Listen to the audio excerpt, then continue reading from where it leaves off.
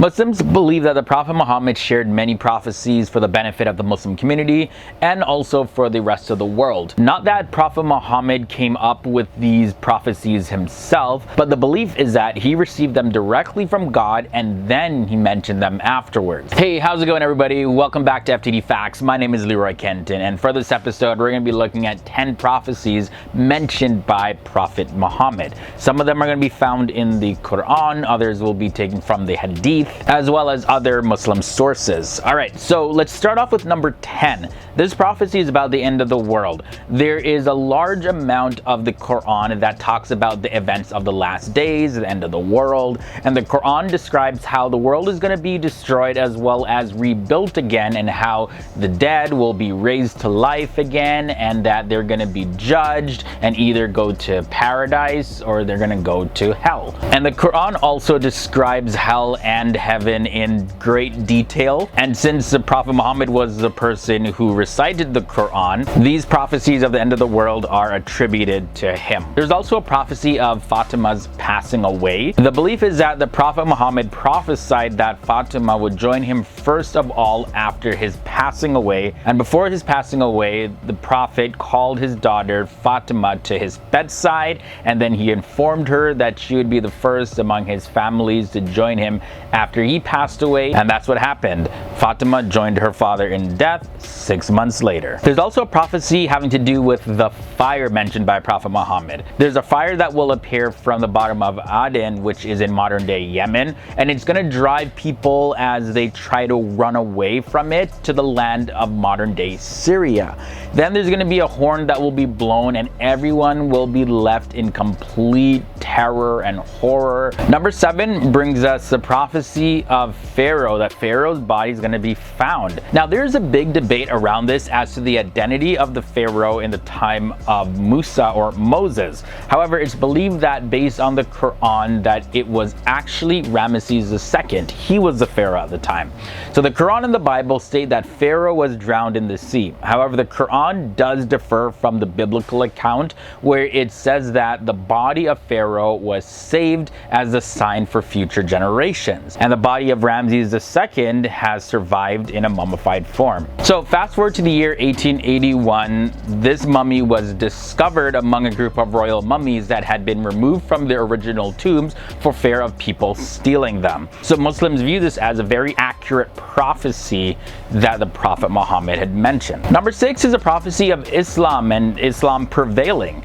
Prophet Muhammad, he shares a prophecy that his religion would prevail over all other religions in the entire world.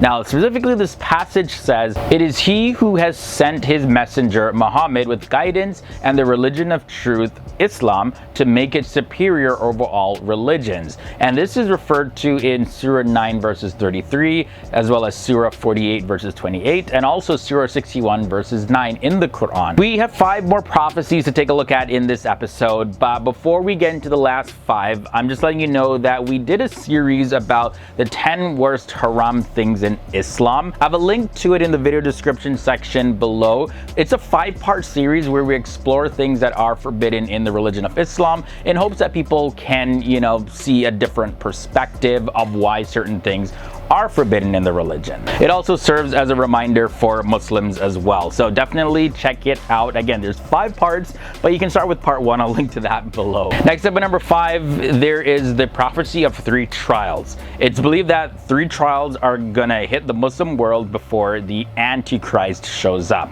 There's a trial of retreat and war. Then there's a trial of false happiness, and this is going to come from a man, a descendant of the Prophet Muhammad, but he will not be a very good person. People are going to start to resolve their differences with this weak and very unstable leader that's going to show up. Then the trial number 3 is that there's going to be a huge catastrophe that's going to hit every single person in the Muslim world, and when people start to think that it's over, it's going to hit them again. And at the end, there's going to be 2 groups of people. One group is going to be of complete pure belief, and the other group is going to be full of hypocrisy. Now when this happens, Muslims are told to look for the Antichrist to appear at any minute. Another very popular prophecy is of Ya'juj and Ma'juj, aka Gog and Magog. They are going to be released. Their army is going to be swarming down a very rugged, elevated terrain, and they're going to come down to destroy anyone and anything that they can find.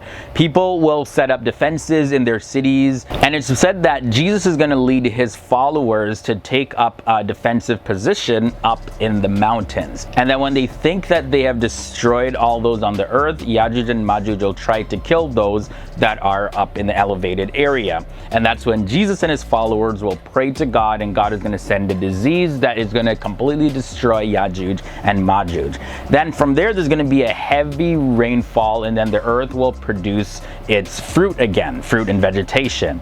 Ya'juj and Ma'juj, they're described as having round faces, very small eyes, and black hair with reddish yellow highlights. They're very monstrous looking people, but they still are humans. The prophecy of Dajjal is also a very popular one mentioned by the Prophet Muhammad. Prophet Muhammad told his followers that the false Messiah would come and misguide a lot of people. There's a detailed description of how the Dajjal is going to look. Prophet Muhammad said that Dajjal is going to be blind in one eye, and he also said that the eye that's not working for Dajjal is going to look like a floating grape. Also, his complexion is described as being sort of like reddish white. Dajjal is also going to have a prominent forehead and a very wide neck. He's going to be short in height, but he's going to be very, very, very powerful. He's also going to have a hunch in his back. He'll walk with his feet apart, not like a normal person though, so it's going to be a little bit different how he walks. Dajjal is going to have long, curly, thick hair, and the locks of hair are going to look like snakes hanging from his head. It's also mentioned that Dajjal is not going to have any children. Enmity among Christians is a prophecy up next. Enmity among the Christian denominations until the day of resurrection is mentioned in the Quran in Surah 5 verses 14. And this is what it says: "And from those who say we are Christians, we took their covenant, but they forgot a portion of that of which they were reminded. So we caused among them animosity and hatred until the day of resurrection. And Allah is going to inform them about what they used to do." The last prophecy of Prophet Muhammad that I'll share in this episode is the prophecy of tall buildings. The Prophet Muhammad mentioned that there would be signs and forewarnings of the approach of the last day. He mentioned that barefooted Bedouins would be competing in building tall buildings. And today, if we look in the Arabian Peninsula, the Arabs who used to be very impoverished herders of camel and sheep, they're actually competing in building the tallest towers. Some of them include the Kingdom Center in Riyadh, Saudi Arabia, as well as you'll see extremely tall buildings in different parts of the Middle East. So that's where we're going to end off this episode, guys. This was a look at 10 prophecies mentioned by the Prophet Muhammad. Really hope you guys enjoyed this one. As always, I want to hear your thoughts and comments down below. Join in on the conversation. You can also check out our related videos. Again, those are below in the video description section. And be sure to subscribe if you haven't done so already, because we post videos daily here on FTD Facts. So every single day, there's always something new to learn. All right, guys, it's awesome hanging out with you in this episode. I'll see you next time.